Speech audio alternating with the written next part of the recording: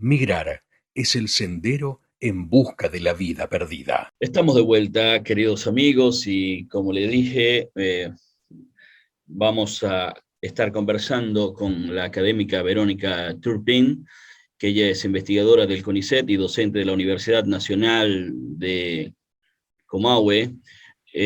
profesora de Historia de la Universidad de Comahue y magíster y doctora en Antropología Social de esta casa de estudios, la UNAM.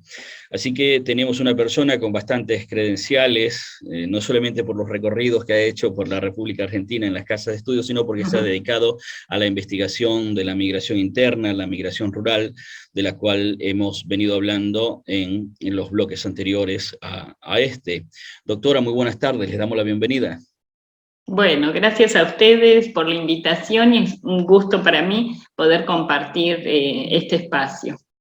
Muchas gracias, doctora. Estábamos hablando que hay una situación un tanto delicada con las migraciones internas, las migraciones rurales, en principio porque ciertamente hay sistemas culturales un tanto diferentes en las ciudades que a los que ellos vienen acostumbrados, que no tienen respaldo social y que hay una cantidad de circunstancias que son nuevas y que algunas veces no tienen tampoco herramientas para manejarlos, y eso los deja en muchos casos en situaciones de indefensión. Quisiésemos que usted nos contara cuáles son los hallazgos que usted ha tenido en términos de investigación de las migraciones internas o rurales. Bueno, en mis investigaciones que han estado focalizadas en el norte de la Patagonia centralmente, pero bueno, diferentes contactos y también investigaciones comparativas con otros colegas y otras colegas a lo largo del país, hacen que una tenga como una cartografía, podríamos decir, de la movilidad territorial para los y las trabajadoras rurales en el país, ¿no? Que es un circuito, digamos, que cada vez se ha consolidado más en el país en función de distintos procesos, digamos, de la manera en la que se dirimen la producción agraria, la forestal en nuestro país, ¿no? Que tiene que ver en cómo cada vez más es habitual, digamos, el reclutamiento, la movilidad de varones centralmente, pero también mujeres, para solucionar, digamos, en un corto plazo, en un corto tiempo, por eso son migraciones temporales y de una intensidad laboral enorme, de levantar cosechas en periodos cortos, ¿no? Pero además a esto se suma cómo son procesos en los que se advierte cómo desde los circuitos locales o regionales no se salda, digamos, el abastecimiento o el reclutamiento de mano de obra en función de los altos volúmenes de personas que se movilizan, ¿no? Y la necesidad que en un corto plazo, por ejemplo, en los estudios en los que yo he realizado en torno a la fruticultura, por ejemplo, la recolección de peras y manzanas en el circuito frutícola de los valles irrigados, especialmente de Río Negro, ¿no es cierto?, ha sido característica la presencia de dos migraciones o dos flujos migratorios centrales que tienen que ver con distintos periodos de la fruticultura. Una tuvo que ver con las migraciones internacionales, la transfronteriza en relación a la migración chilena, ¿sí?, que se trasladaba para los periodos de cosecha, y luego cómo cambia ese perfil en función tanto de transformaciones en el Alto Valle Río Negro como también en el propio país chileno, que hicieron que se fuera como sustituyendo la migración chilena por trabajadores provenientes del norte del país, ¿no? Estamos hablando de lo que se califica nativamente en la región como los norteños, ¿no es cierto?, que son varones centralmente provenientes de Tucumán, de Santiago del Estero, de Salta, y también de Jujuy, ¿no? Y estos procesos de movilidad de trabajadores los vemos también replicarse en otras zonas del país. Estamos hablando de los circuitos, por ejemplo, de intensidad en el uso de la mano de obra en periodos cortos, como les decía, como es el limón en Tucumán, ¿no es cierto? Los tareferos, bueno, ustedes conocen más que yo la situación de los y las tareferas en Misiones, y también todos los circuitos hortícolas especialmente mendocinos, ¿no? Donde se combinan en algunos casos la presencia de mano de obra migrante, como les decía, de otras provincias, y también migrantes provenientes de países limítrofes, como son los trabajadores y las trabajadoras de origen boliviano, ¿no? Claro. ¿Y esto cómo es hacia la gran ciudad, de la provincia hacia la gran ciudad?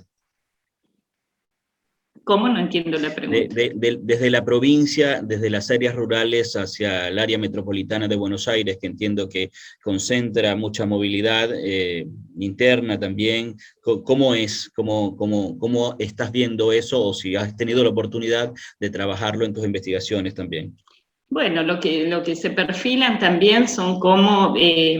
digamos, los circuitos migratorios no tienen que ver, y esto lo vemos en términos generales, por eso más que migración, hoy se está usando la categoría de movilidad territorial, es decir, como el reclutamiento de trabajadores, trabajadoras vinculadas a determinados nichos laborales, se sustenta también en el fortalecimiento de redes, digamos, no es tan típico, podríamos decir, la migración en solitario, sino más bien tiene que ver con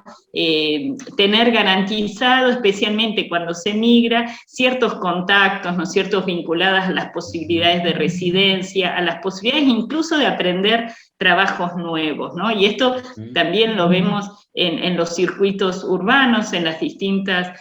zonas del país, donde, digamos, ciertos perfiles de trabajadores se vinculan a ciertos tipos de trabajos, ¿no? Insisto en que en general los circuitos más precarizados son los que, por los cuales circulan mano de obra informalizada, irregular, ¿no es cierto?, que en general tienden a ser también nichos laborales en los que se presenta predominantemente mano de obra provenientes, digamos, o de otras provincias o de otros países latinoamericanos, ¿no? Entonces, digamos, los procesos de lo que llamamos las movilidades territoriales en relación a determinados circuitos laborales claramente se replican, tanto en las dinámicas urbanas como en las dinámicas rurales. Claro, y esta movilidad o el número en movimiento se mantiene, amaina con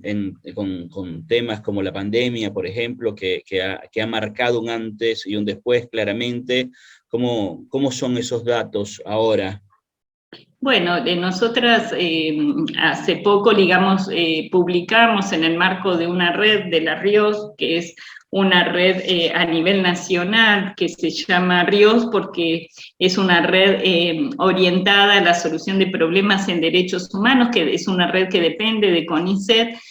A fines del año pasado, entre octubre y noviembre, logramos como poner a rodar, digamos, organizar, pero al mismo tiempo relevar a través de una encuesta datos actualizados sobre la situación de los y las migrantes internacionales a lo largo de la Argentina, ¿no? Pero que permitió como reforzar ciertas tendencias que ya habíamos advertido a través de otra encuesta a nivel nacional, enmarcada en lo que se llama Agenda Migrante, que es una agenda de trabajo en coordinación con muchas organizaciones a lo largo del país, que desde el cual, bueno, ya con los datos, digamos,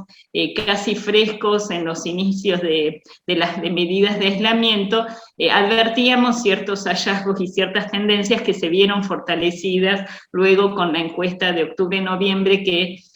hace pocos meses sacamos el anuario de la sistematización de toda esa información. Y lo que fuimos advirtiendo, y nosotras en la región y en otras áreas rurales a lo largo del país, comenzó como a señalarse como preocupante de cómo, por ejemplo, las medidas de aislamiento establecidas en el mes de marzo del 2020 justo coincidieron con los periodos mayores cosechas en las áreas rurales en algunas economías regionales a lo largo del país, ¿no? Estamos hablando centralmente de las cosechas de hortalizas en Mendoza. De hecho hemos escrito con otras colegas artículos al respecto, advirtiendo, ¿no es cierto?, la complicación que esto implicó también en la provincia de Río Negro y Neuquén con las cosechas no solo de hortalizas, sino también de peras y manzanas en las regiones, donde la pandemia, digamos, y las medidas de aislamiento, encontró a los trabajadores fuera de sus lugares de trabajo, pero a kilómetros de sus lugares de trabajo, ¿no? Lo cual implicó no solo demandas específicas, dar respuesta a esos trabajadores, sea a través del sindicato que los nuclea o también desde los organismos del Estado, y la articulación fue como muy trabajosa y muy lenta entre las provincias para que esos trabajadores puedan volver a sus lugares de origen entre los meses de abril y mayo, ¿no? Entonces, digamos, la protocolización de la movilidad de los trabajadores ha sido como una característica que comenzó como un aprendizaje tanto para los organismos del Estado como también para las patronales, de manera de garantizar, digamos, condiciones de trabajo en esa movilidad. Indudablemente, digamos, una medida en términos nacionales y ante situaciones tan disímiles, indudablemente repercute, ¿no es cierto?, con los eslabones siempre más precarizados de las cadenas laborales. Por lo tanto, bueno, en términos, a pesar, ¿no?, veíamos y advertíamos con preocupación muchos y muchas investigadores e investigadoras que, a pesar de que las medidas de aislamiento habían establecido la producción de alimentos como un área esencial, sin embargo, digamos, la movilidad de las personas que habitan los espacios rurales se vieron claramente, mayormente, ¿no es cierto?, perjudicadas por las iniciales medidas más duras en términos de movilidad. Y ni hablar luego también las repercusiones que esto tuvo en las movilidades transfronterizas, ¿no?, donde hubo gente que en situaciones muy precarias laborales perdieron sus trabajos. Estamos hablando, según los datos que más o menos pudimos recuperar a través de la encuesta, sí, que prácticamente más de un 50% de migrantes que habitan en la Argentina y que hicieron la encuesta perdieron parcialmente los ingresos o directamente los perdieron totalmente. Entonces, muchas opciones tenían que ver con el regreso a sus lugares de origen, lo cual se veía claramente, ¿no es cierto?, impedido por el cierre de fronteras. Así que, digamos, la situación se vio agravada, que además pensemos que en términos de migraciones internacionales muchas situaciones documentarias también se vieron perjudicadas, gente que tenía los trámites en curso, digamos, no pudo darle continuidad. Estamos hablando de los meses más duros, ¿no?, de las medidas de aislamiento, y también personas que tenían las precarias y se les vencía y no había respuestas de los organismos nacionales, ¿no? Por lo tanto, digamos, se agravó la situación de quienes no tenían la regularización para permanecer en el país. ¿Y cuáles son las respuestas que el sistema ha ofrecido, sobre todo a esta gente que tiene este circuito de movilidad, que son trabajadores que usted está describiendo? ¿Cuál fue el desafío que asumió frente a ello el Estado argentino? Y han sido como muy dispares, podríamos decir, ¿no?, que mucho tiene que ver con las articulaciones de las organizaciones para hacer las demandas ante los gobiernos locales o provinciales. Pensemos, por ejemplo, en el tema de los trabajadores rurales varados, ¿no es cierto?, en las regiones en las que se empleaban, cómo implicó acuerdos y, como les decía antes, mecanismos de protocolización de las vueltas, ¿no es cierto?, del regreso, de manera de cumplir con las medidas también necesariamente sanitarias que involucraban a distintas provincias, jurisdicciones, y todo lo que implicó como logística, ¿no?, a nivel local, insisto, y también a nivel interprovincial. Esto fue central, y luego, digamos, paulatinamente, algunas respuestas para los migrantes y las migrantes a nivel, digamos, documental también se fue encauzando a medida que los distintos organismos estatales también fueron estableciendo prórrogas, por ejemplo, ante los vencimientos de la situación de los documentos de la situación precaria en la permanencia en el país y demás, ¿no? Y muchos también recurrieron, ¿no es cierto?,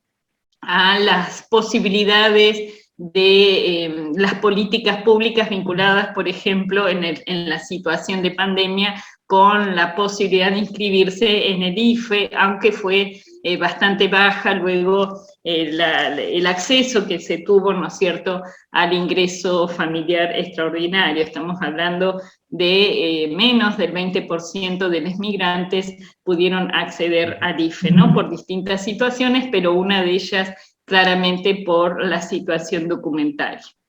Bueno, ya para cerrar, doctora, quiero hacerle otra pregunta. Claro, entiendo que la situación de la movilidad humana con ocasión laboral en todo el mundo estuvo muy comprometida y tuvo un impacto enorme, tanto para la economía de las familias que viven de estas ocasiones laborales, también para las empresas que les emplean. Tuvo situaciones muy difíciles, pero ya para cerrar, en Argentina eso se está, digamos, tiene un alto porcentaje de normalización ya para la fecha actual, ¿no? Sí, prácticamente, digamos, las posibilidades de acceso y recuperación de los circuitos laborales han sido, digamos, no es lo mismo la situación de quienes han perdido trabajos formalizados y la situación de quienes hayan perdido las posibilidades de realizar sus trabajos en los circuitos de la economía social o no formalizados, ¿no? Entonces, las situaciones también tienen que ver con el registro laboral, ¿sí? En lo que vemos en quienes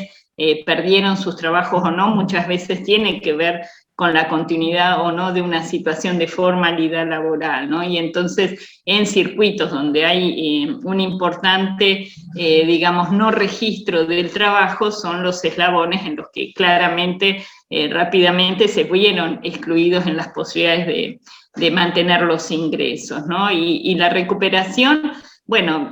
insisto, son muy disímiles según las características, digamos, de las regiones. En la región del Alto Valle o en Mendoza, por ejemplo, para la producción agraria se retomaron, digamos, la circulación y la movilidad de trabajadores y trabajadoras del norte en función de garantizar las cosechas. Esto es algo que se retomó casi en los mismos números, digamos, de los trabajadores y trabajadoras que lo hacían habitualmente, y luego en los circuitos, digamos, de la economía social y la economía más informal son muy disímiles, ¿no?, en función también de las posibilidades de demanda y de consumo que existan en las distintas regiones, ¿no? Pero lo que se advierte es que mucha de la subsistencia, podríamos decir, no solo de varones y mujeres migrantes, sino en general se ha recostado también por todas las tramas vinculadas a las organizaciones sociales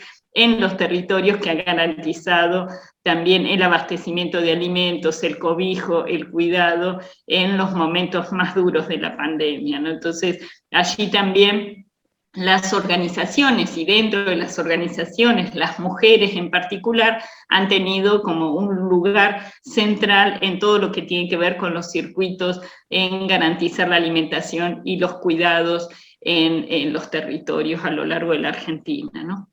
Claro.